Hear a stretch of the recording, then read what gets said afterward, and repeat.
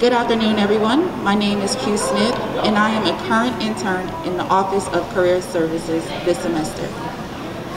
It is my pleasure to introduce our presenters for the Laker lessons today. Jeff Jacobs is Dean of Students here at Clayton State.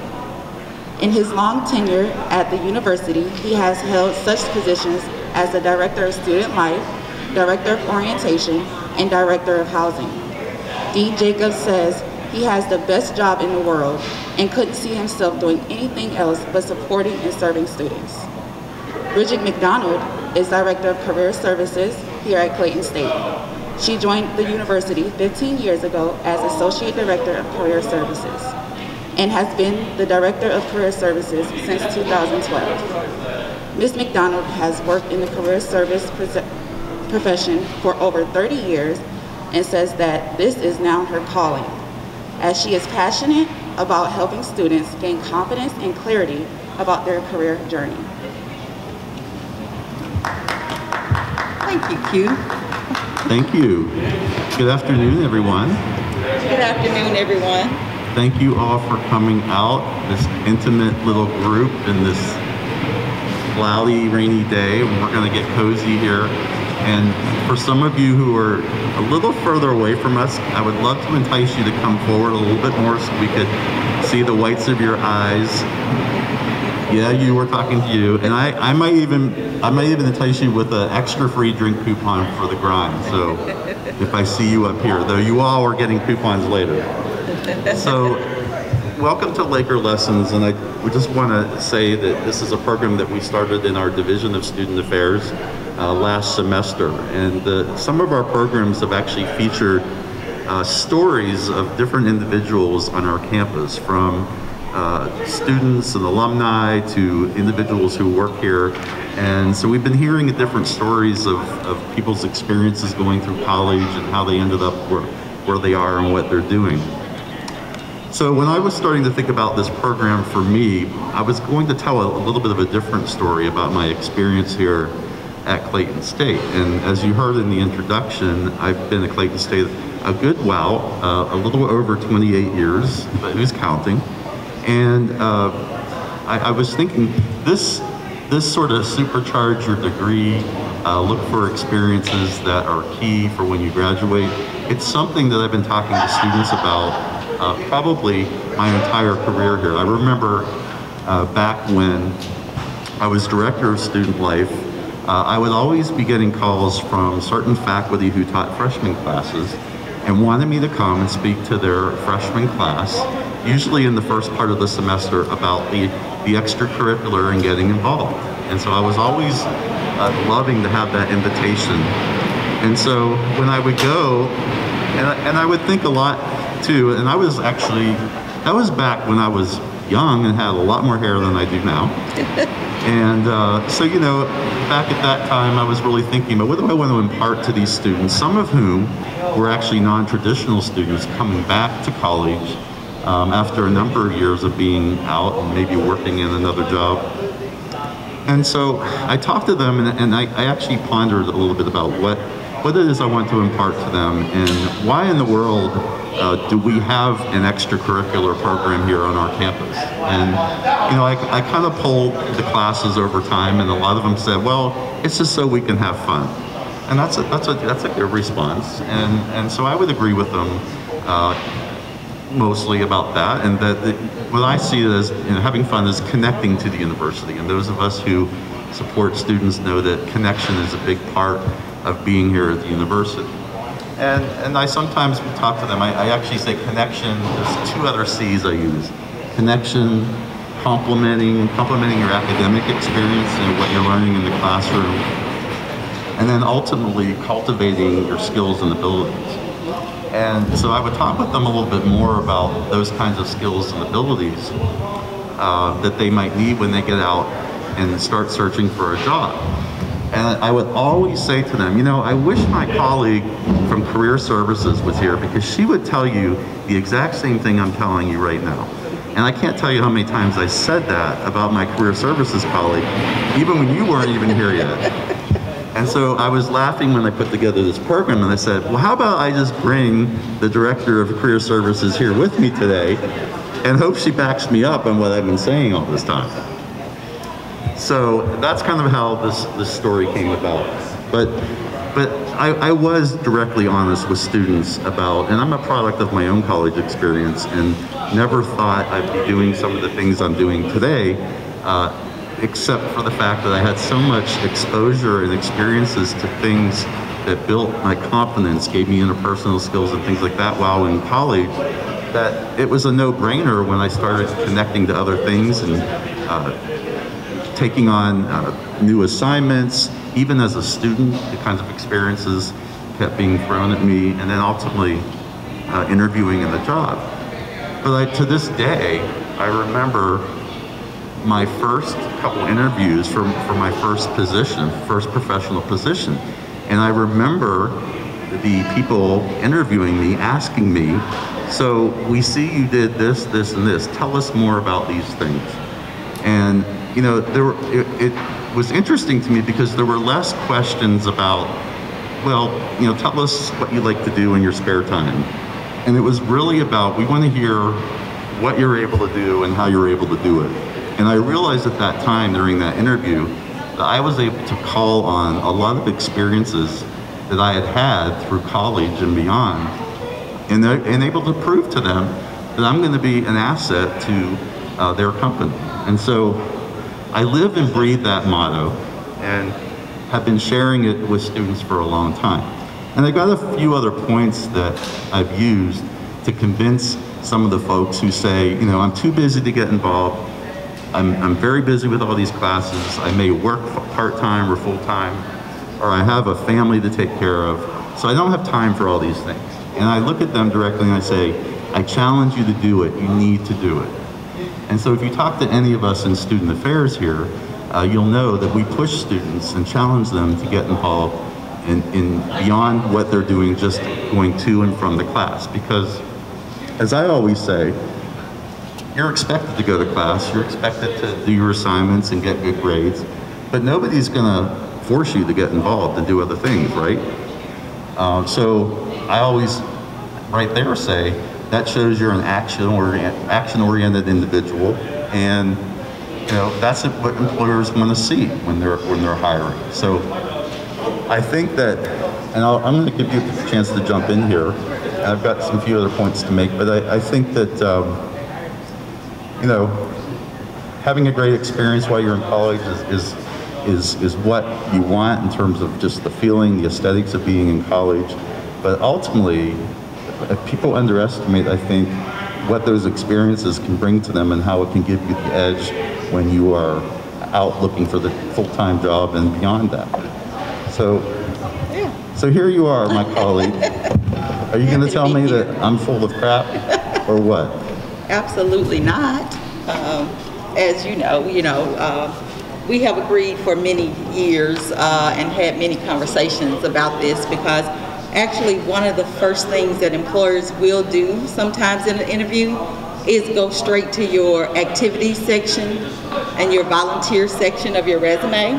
And so when there's nothing there, then they start to ponder, exactly what type of person that they are anticipating hiring. And so we in Career Services often tell students it's the other part of your resume. They know they're going to see your program, what your major is, but they so often want to see the leadership that you are involved in. And so I was just telling Dean Jacobs when we were talking about this program, and he was like, oh my goodness, this is exactly what I want to talk about, because we do know that our students are working. We know, how many of you, raise your hand if you have a part-time or full-time job and going to school.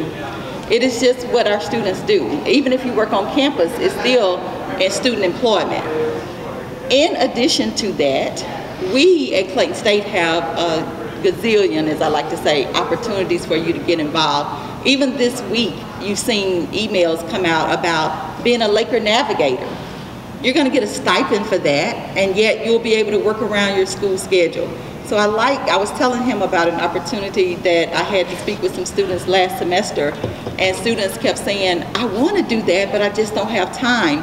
And there was a student, she's working full-time, she has 2 kids, and she go into school, and she said, guys, if I can do it, you can do it as well. And it just proves that, you know, being intentional and making things a priority, there are ways. And if you guys will just, we're gonna send you a survey from signing up for this, but there will be a spot for you to tell us, yes, I'd like to get involved, I just don't know how. And we will share with you opportunities where you can get involved around whatever busy schedule that you have. The university needs you, but more than that, the whole title of this program, Supercharging Your Career, is what we want everyone to do. We felt this was necessary for students who, I always call it the fear factor. We don't want to ask someone for help. We don't want to ask someone, how do I do this? But that's what we want to talk about today. So we hope that you guys will engage with us in just a moment and tell us, you know, either things that you are doing or things that you might want to do to supercharge your resume and your career. Awesome. So I'm actually, one of the other things that I used to do with my classes was I used to give them a little pop quiz about the university, especially around the extracurricular area. So I'm going to pick on a few people here. So, okay, so you all pay a number of mandatory fees here at the university, all right? You know you pay fees and tuition, right? But does anybody know how much they pay for your, is this on? Your student activities fee each semester? How much does that cost to you? And no, Dr. Abdullah, the Vice President, can't answer that question. $100? So I'll make it a little easier because there's actually 2 fees. One is actually a programmatic fee and one is a facilities fee. So you're closer to the $100 on the facility fee for the Student Activity Center. That's $115 a semester. And then the programmatic fee, anybody want to take a guess? It's a little less. No, it's a little less. Less than 100. A little less than that, believe it or not. It's a great value, I'm going to tell you. So it's $60 a semester. So when you add up that together, which I didn't do the math, but you can do the math, what, 175? I'm not doing the math, so I better not do Get my cell phone. But, so ultimately, if you think about, when you calculate the value or the cost of the funds that are available for what the university spends on extracurricular programs for you, whether you use them or not. So you take, you know, that amount of money times, we have about 6,500 students, 7,000 sometimes. Multiply that by 2 semesters it's collected. That's almost $1 million. So $1 million the university spends on programs for you that is not related to academics or tuition or anything like that. That's a lot of money, right? That a lot of people don't take advantage of. And so I think that in itself shows you, why it's so important, or why the university thinks it's important, because that's a good bit of money that you're forced to pay, quite frankly, and we want you to take advantage of it. So the other thing that I wanted to mention when Ms. McDonald asked you who all has some type of a job, and I think everybody raised your hands in here. And this is one of the arguments I also like to make about the skills needed to be out in the workplace. So those of you who said that you worked at least part-time, how many of you work with a lot of other people in your jobs? Raise your hand, be proud of it. Just a few of you. I usually ask this at orientation, and almost the majority of the people will say that they work with other people. And then I ask them, do you like everybody you work with? Do you like everybody you work with? That's awesome. Most people say they don't like everybody they work with. But guess what? They have to get along, right? She just works with awesome people. Well, and Clayton State's a pretty great place to work, and I like most everybody I work with. But I will tell you that those of you who've been out in different jobs know that there can be conflict in the workplace, and that is common everywhere. I think this pandemic has made it even more so. But as I was saying, you're expected to typically do your job and get along with other people. But when people don't do that, what usually happens to those people? when they don't handle their conflict well in the job? They get fired, right?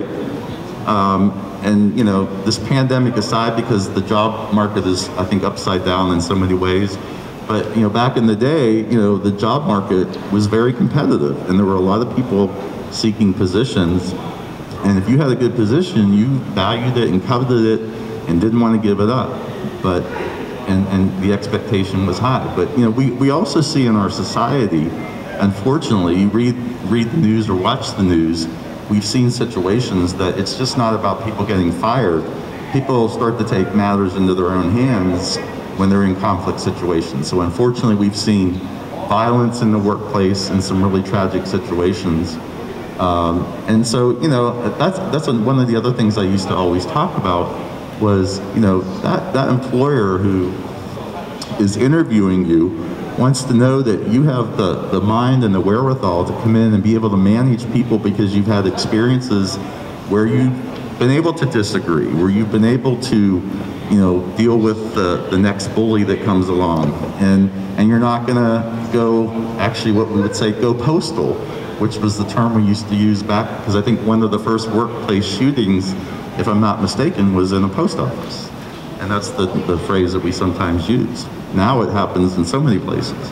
But so, you know, I think that's and so having those experiences so you can demonstrate, you know, it's funny when I do some of my conflict programs that how many people will kind of talk about, well, I'm kind of an aggressive person, or, you know, my style is to go right at somebody. And, you know, what we talk about in that program is that is not always the best go-to style, is it? And you have to have some abilities to know how to reel it in and things like that. So any thoughts about that in terms of those kinds of skills and abilities? You're going to be asked to explain exactly how you manage conflict, and that is called behavioral-based interviewing. So it's actually explained through a method called the STAR method, and STAR stands for situation, task, action, and result, which means that you basically have to tell a story. They're going to ask you, tell me about a time when you managed a situation involving conflict. And when you can't answer those questions, then employers think, okay, most everyone has had these types of situations come up. So why is this person avoiding the question? And then again, it's in terms of who's going to be the best hire, that comes into play at that point in time. So that is why we spend so much time teaching students about why getting involved is so such a positive experience. Let's just say you are involved in an organization and you are a member. You simply go to organizational meetings and you just sit back and watch things happen. That's the first semester. The second semester, you may decide, hey, I feel a little bit more comfortable, so I'd like to see if I could be the secretary or the treasurer or the marketing person. The more experiences you have and the more involved that you are going to deal with conflict even in student organizations, because there's going to be always situations that come up. And so being able to explain how you handle those situations is such a positive attribute to your interview process, and you will find to your whole livelihood, because that is life. And as Mr. Jacobs just said, it's going to be a part of you no matter where you go. We're speaking in terms of your college career, but even when you get outside of here, you're going to have these experiences over and over and over. And that's what involves leadership, and that's why employers consistently place leadership skills in the top 10 skills that they seek in college graduates.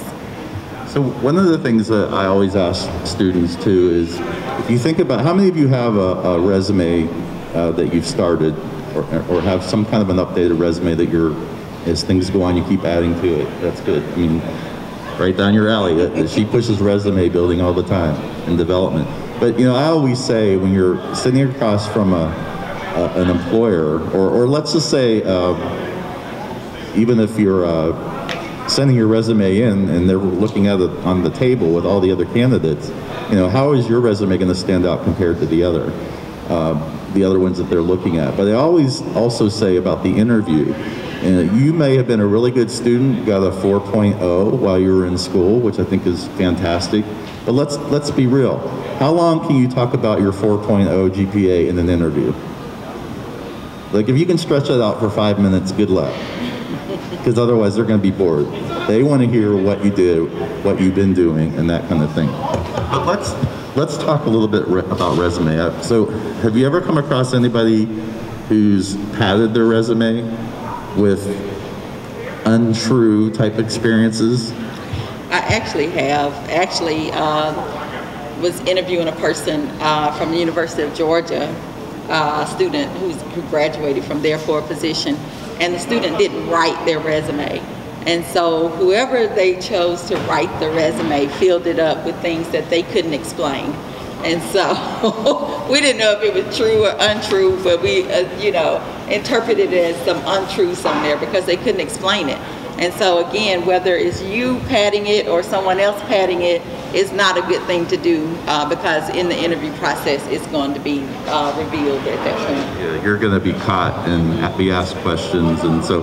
But I've seen that with some students where they only start thinking about career development and career services as they get into the junior or senior year, and they're like, "Oh, I've got an interview. I better get my resume developed, and I better start practicing interviewing."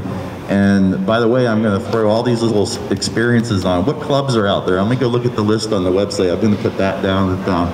And I'm telling you, you might try to make that fly, but it won't fly. And and so I've always wondered, how many people try to go do that because they realize they're going to have some substance to show. Right. So speaking of GPA. How important is a GPA in terms of getting a job? So it really depends on your major, but less important today than it used to be years ago. So I just put out an email to accounting majors. So accounting majors are very familiar with the fact that accounting firms want you to have a 3.0 GPA or higher. Most other majors are not, they don't request a stated GPA. Again, most companies really don't care what your major is. They want to see an involved resume. One of the things that a lot of students like to leave off the resume is customer service. How many of you have thought, oh, I just worked at Chick-fil-A, I should take that off. Or I just worked at Walmart, I should take that off. That's the exact experience that employers want to see. Customer service is key. Can you all think of a job that doesn't involve customer service? Anybody? Anybody think of a job that has no customer service value? I might say a computer programmer, but even they have to interact with people in their own workplace. Exactly. You're serving your colleague. Whether you're serving internal customers or external customers, you're going to have customers. And so that is, again, one of the top skills that employers seek that students want to leave off of the resume. Yeah, I have always shared with students in these talks is that if you're looking at two resumes and you've got the same major, one has a 4.0, one has a 3.0.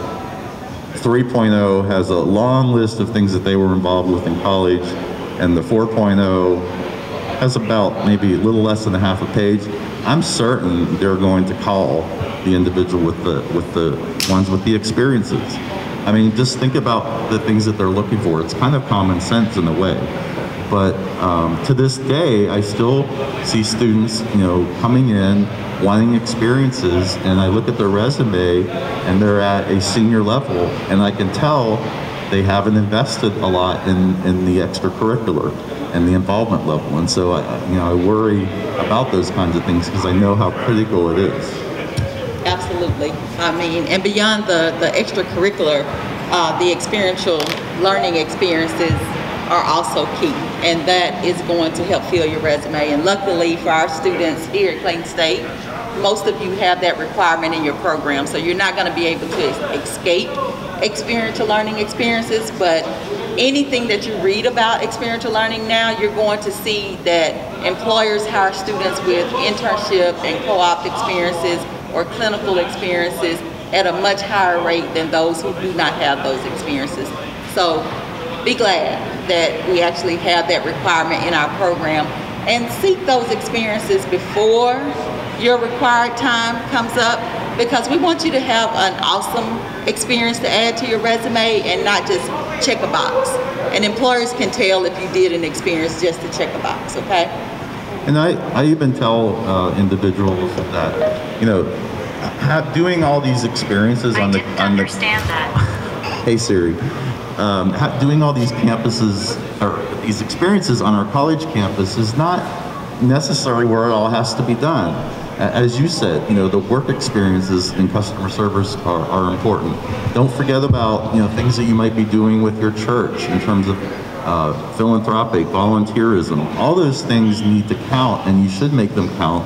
And you don't just have to be on the campus to do those things. So, you know, we focus a lot on campus organizations and campus programs, but it doesn't all have to be on this campus. You know, take advantage of the things you're already connected with, and make that as a part of your resume. Do we have any that are involved on campus already that we can reward with a certificate?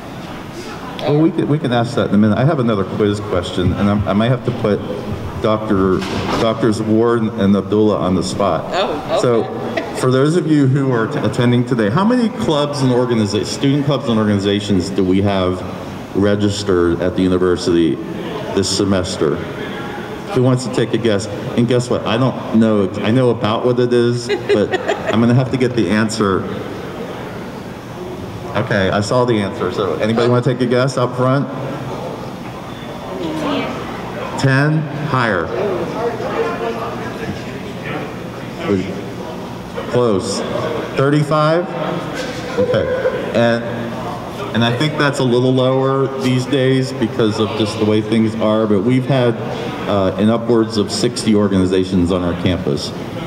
So again, that's a lot of strong involvement on our students and a lot of opportunities to connect with. But if we can just get this pandemic behind us and get some things back to normal, you know, we're going to be in a lot better situation for all that. But even when I said, I was with the Student Government Association this past weekend in their retreat, and you know, we were talking about the pandemic and all those things, and I said, you know, we've got to stop using the pandemic as an excuse not to do things. I mean, because for you all, you're only in college once, right? You're not going to be able to repeat college when the pandemic's over.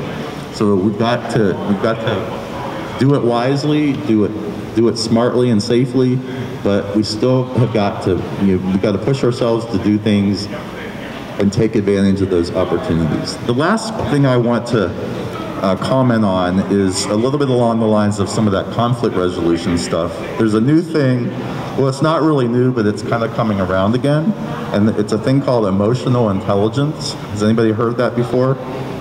So anybody have an idea what is emotional intelligence? It's kind of straightforward, right? Anybody have the definition right off the top of their head? Well, I don't either.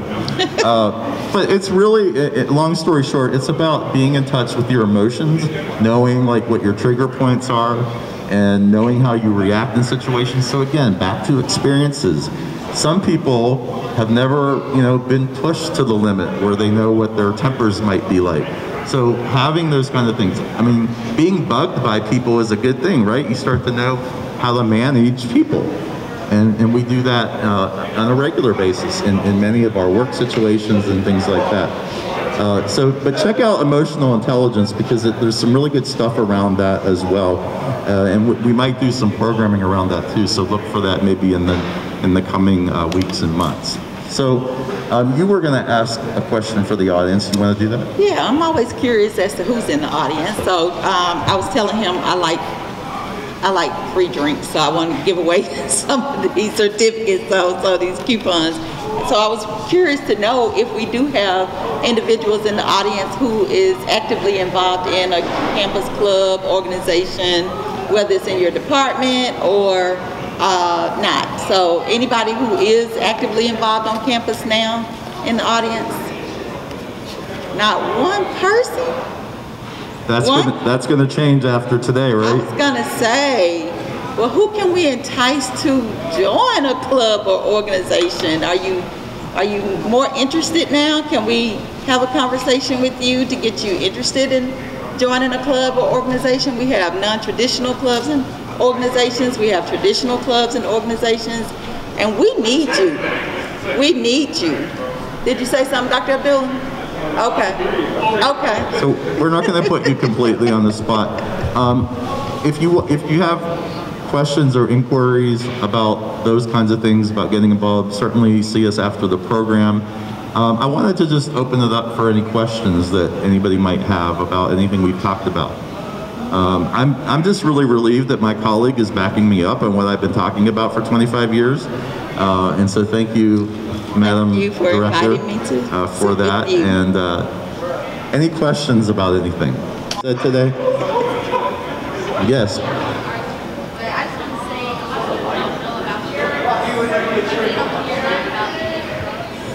So you're saying a lot of people don't know about the clubs and you're not hearing that much about it.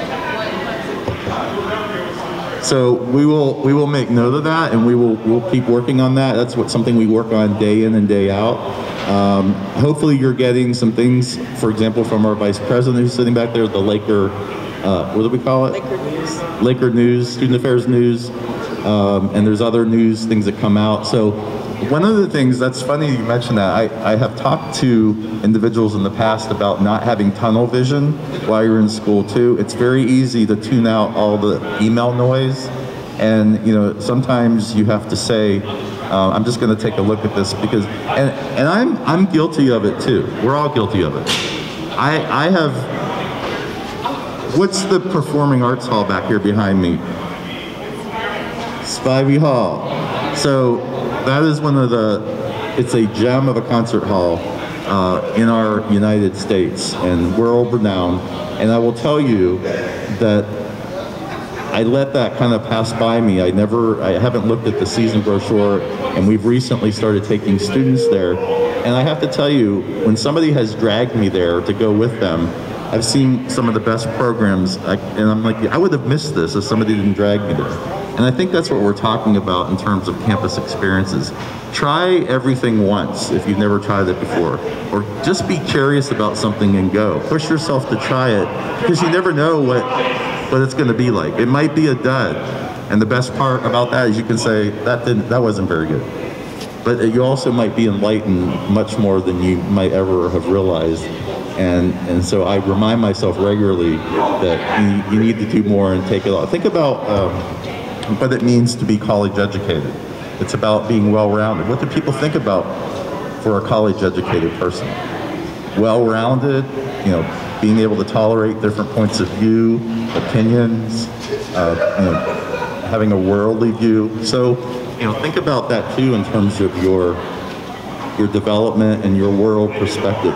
Take as much in as you can while you're in college. I was looking at a quote here on our division slides that says, "There's a time and a place for everything. It's called college."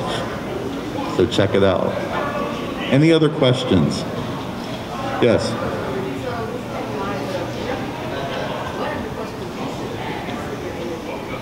Oh, good question. Very good question. She asked, what are the questions you should ask the interviewer after they're done asking you questions? And I'm going to let the expert answer that. Great.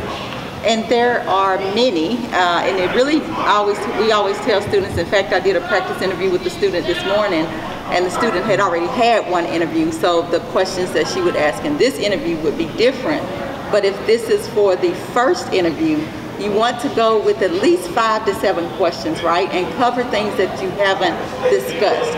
One of the things I tell students to always ask, because we all like ourselves, we all like what we do. So asking the interviewer, what is it that they love about their job, to get a perspective of the organization.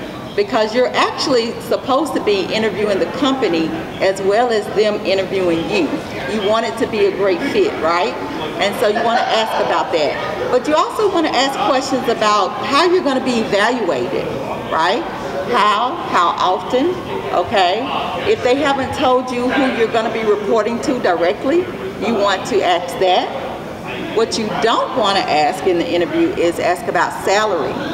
Once they decide they want to make you an offer, then salary will be discussed, and people tend to do that up front.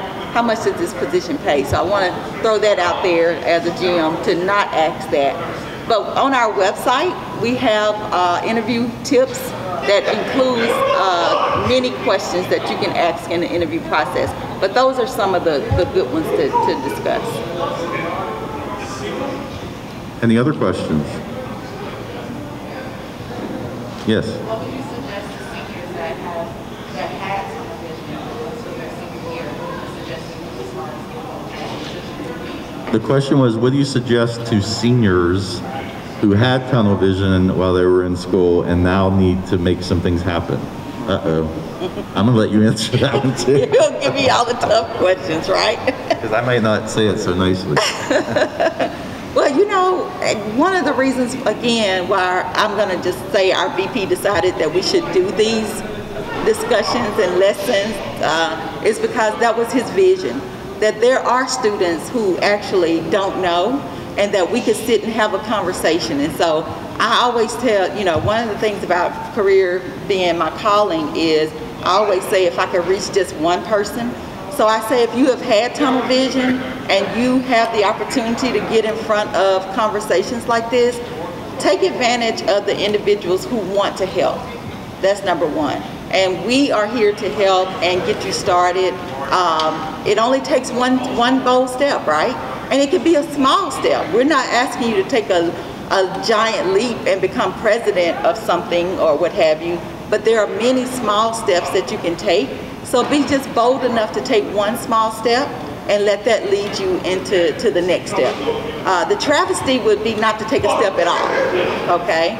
And so that's my advice. And I would probably say for never make anything up. So at that point, when there's that realization, you be your authentic self and you level with the employer if you were talking to somebody about what you didn't do, and you acknowledge it, and you know, don't make excuses. You hit it head on, and then you talk about what you plan to do. I mean, to me, that's the best answer for that. And then, like you said, make a change and try to start making some things happen. If it's early in your senior year, you may have a little bit more time to do that. But never make things up. I think that's a bad approach. Other questions? So we're going to wind down here. We really appreciate you all joining us today. If you haven't signed in over that way, please make sure you do that. And it looks like we've got enough coupons to go around for our attendance. So enjoy your free coffee coupons. And we'll be mixing around here if you have any other questions you'd like to ask privately. But thank you all for coming. And our next Laker Lessons is probably going to be in a couple weeks in the first or second week of February. So look for more information to come on that. Thank you all. Thank you all.